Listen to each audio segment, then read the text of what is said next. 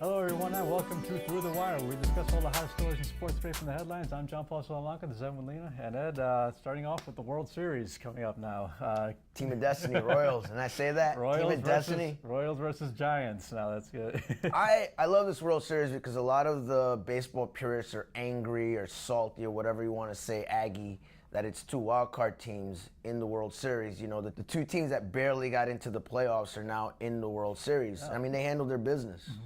Well, this is me personally. I actually love the whole concept of the wild card. This is why the wild card exists, so like it creates the unpredictability. And right now, how could you not love the Kansas City Royals? I mean, what they did, what they're doing right now. I mean, going from barely making the postseason to what 8-0 now. Yeah, that's pretty much. That's pretty. They've swept everyone, and you know this idea that they quote unquote don't deserve to be there is ludicrous when they beat everyone that was put in their path.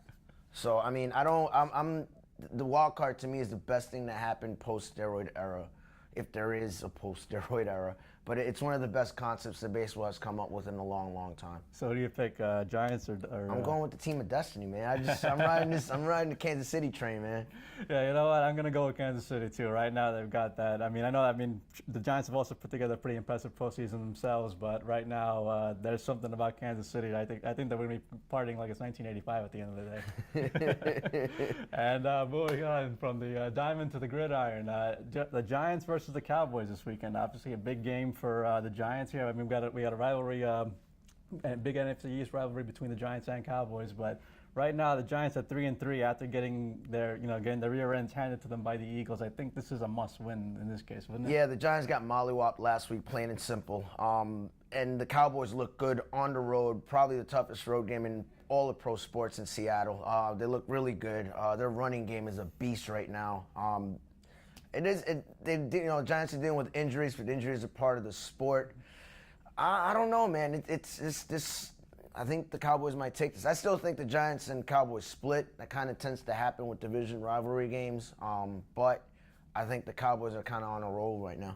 Right now, with standing at 3-3, if they lose to another division rival back-to-back 2 weeks in a row, this feels like it's going to be another one of those years then where the Giants are going to be on the outside looking into the postseason. It's not so much Victor Cruz that worries me. It's Jennings being out for a while. I think Victor Cruz is replaceable, to be quite frank. I know a lot of people, the national media and the New York media, the sky is falling about Victor Cruz, but we're not talking about Randy Moss talent here. I think Jennings being out, the running game that's the part that hurts the Giants right now. And we'll see how that happens this weekend. And moving on then to the NBA. Dirk Nowitzki and LeBron James, two of the more prolific players in the league, have made some fairly interesting comments. They want to see a shorter NBA season from the 82-game series. What do you think? I've been saying that for a long, long time. I liked it when they came off the labor strife where the season was much more shorter, much more condensed, kind of mattered more. It's also because the playoffs, each round is 7 games, that's kind of taxing in and of itself. I've always called the regular season the preseason, actually.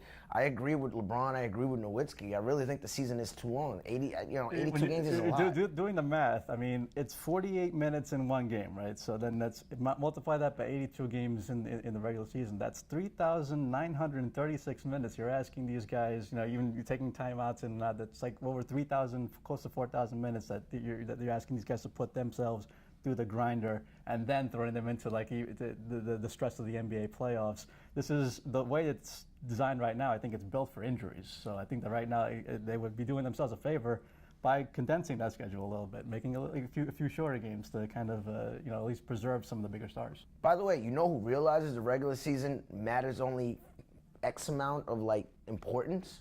The Spurs. They sit their players for a reason. When they go to those tough road games, Duncan's not playing. All of a sudden, he's got the flu. Ginobili's not playing. All of a sudden, his knee aches. Why? Because you're saving your guns for the real season, which is the playoffs.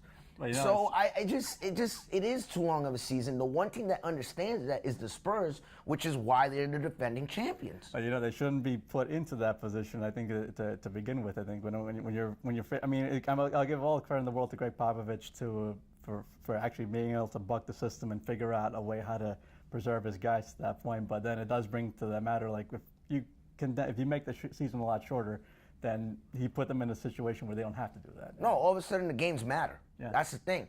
The NBA won't go for it, obviously, because less games means less revenue in advertising, less revenue in sponsorship, less home games. So the NBA will never go for it. Dollars, it's always about the dollars, as Nicky Santoro said from Casino. But at the end of the day, for the health of the players, if you're talking about long-term longevity and for quality of play, I agree with LeBron and Nowitzki. Make the season shorter. Not gonna happen, but it's a good way to go about it. Well, let us know what you guys think. Let us know by logging on Facebook and Twitter and letting us know your thoughts. Should the NBA season be shorter or longer? And that wraps up this edition of Through the Wire. Remember to tune in next week for more.